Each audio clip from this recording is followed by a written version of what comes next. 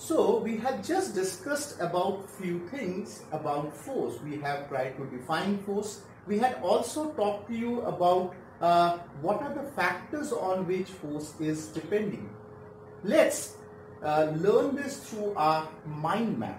Before I get into mind map, let me tell you what is a mind map. Mind map is something which helps you in recalling the concepts that you have learned. It happens that at times when you go to school writing your exam, during the exam there are few facts that you know, but when it comes to the exam hall you might not recall at the right time. So here we are giving you an option how to recall it in the exam hall and score better marks, right? See, here the central theme is force. I hope this is understood. This is the central theme, the force. Now from here, just like in a tree, there are branches that comes out which bears fruit. Over here also you have one branch which talks about push or pull on an object. If you remember, we have defined force as push or pull on an object. Another concept that we have talked about over here is if force is applied in the same direction. If you check over here, if it is applied in the same direction, then the resultant force is the sum of the two forces. We have explained this. When I'm talking about the resultant of the two forces, I mean we have to add them up. That is what I mean over here by the word sum. If the object is moving in the same direction, I mean the force is applied in the same direction, then the speed of the object also increases. This is also mentioned in one of the branches. If you see, the next branch talks about if the forces are applied in opposite direction, then what happens? If the forces are applied in opposite direction, then the resultant will be the resultant of the two forces, that is the net force, right? It will be the net force, and the speed of the object actually decreases because two forces are acting in opposite direction, and if they are acting in opposite direction, what could happen? One force will be nullifying the other, or it will be cancelling the effect of the other. We have another thing that we have, if the forces that are acting in opposite direction is equal, if they are equal in magnitude, then what would happen? Then the net force will be 0. So this is a way of remembering the thing in a manner which gets into our system very easily. What would happen? What is basically the magnitude? The magnitude, when I say, that means it is the strength of the force. So in this topic that we have discussed in this lecture, we have tried to cover up these parameters. What I have done, I have given a mind map for that so that it's easy for you to understand the concept.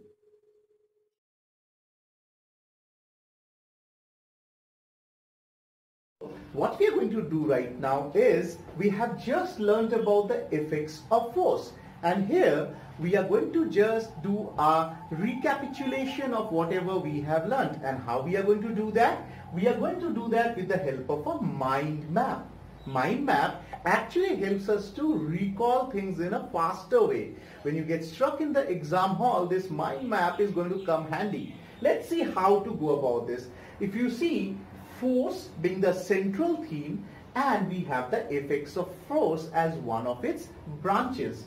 Over here, if you see, one of the effects has been mentioned is can move the stationary object, isn't it? This is one thing that we have talked about. We have said with the force we can move a body which is stationary.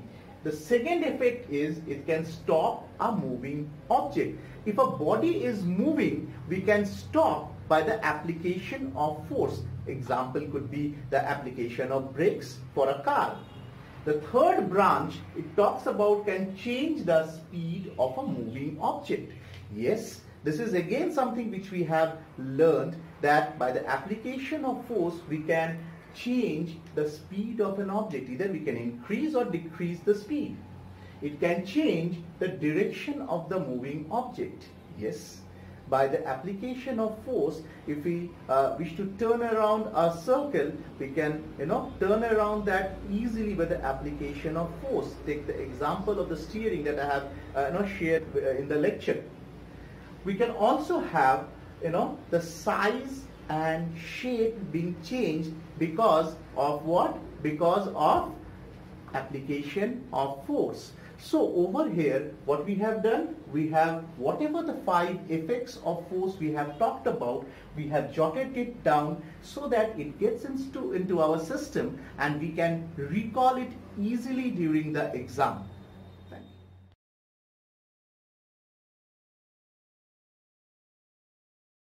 What have we learnt over here? In this particular lecture, we have discussed about the various types of forces, the contact forces and non-contact forces. Again, I'll try to teach you a way in which you can recall this easily during the exams. How can we do that? Again, the concept that we have over here is that of mind map. Here, if you see, force is the central theorem. Over here, we have contact force. This contact force can be applied when a body is in contact, right? So, they are of 2 types. Can you see the branches? Here we have muscular force, we have friction.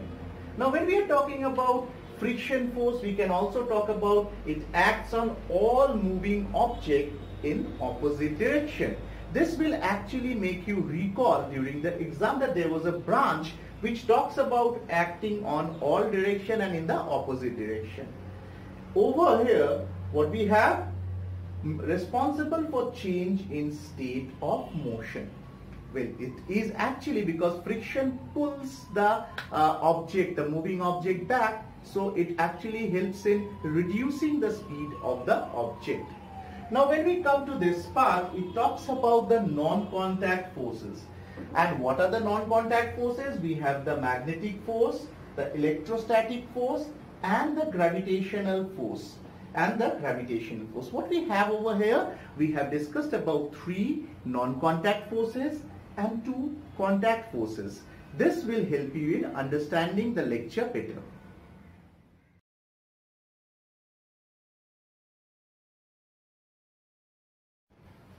So, what have we learnt in this lecture?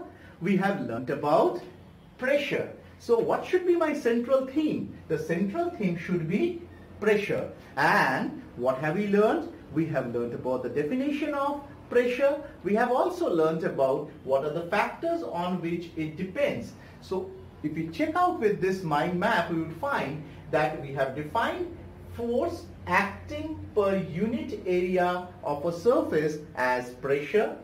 We have said that force acts perpendicularly to the surface, and yes, smaller the area, larger the pressure, or larger the area, smaller the pressure. What do I mean by this? I mean that pressure and area is inversely proportional, and we also have found that pressure and force is directly proportional. When the area is increased, the pressure decreases. While the area decreases, the pressure increases.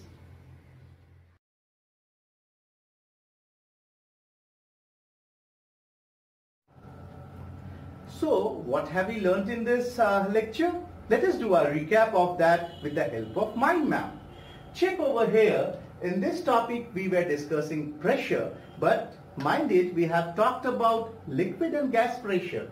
So, liquids and gases exerts pressure on the walls of the container. This becomes one branch of the mind map. The second branch that we should be having, the most important topic, is the atmospheric pressure. And what is the atmospheric pressure? It is the pressure exerted by the atmosphere, the column of air that we have, the blanket of air. The pressure exerted by that is known as atmospheric pressure. That becomes the second branch. Come to the next thing. I'll talk about SI unit, very important. What is the SI unit of pressure? The SI unit of pressure is Pascal, right? Pressure, force per unit area. So this Pascal may also be said as force SI unit being Newton, and area, SI unit being meter square, we have Pascal is equal to Newton per meter square. So it can be Newton per meter square as well. Last thing that we can talk about over here is we have talked about blood pressure. Remember, we have mentioned that when we are at high altitude, or when we are on this earth also, we do not get crushed by the atmospheric pressure. The reason is what? The reason is the pressure of our blood is being balanced by the atmospheric pressure. That becomes my fourth branch. Pressure inside our body due to the blood is balanced by the atmospheric pressure. So this is in a nutshell, we have talked about liquid and gaseous pressure.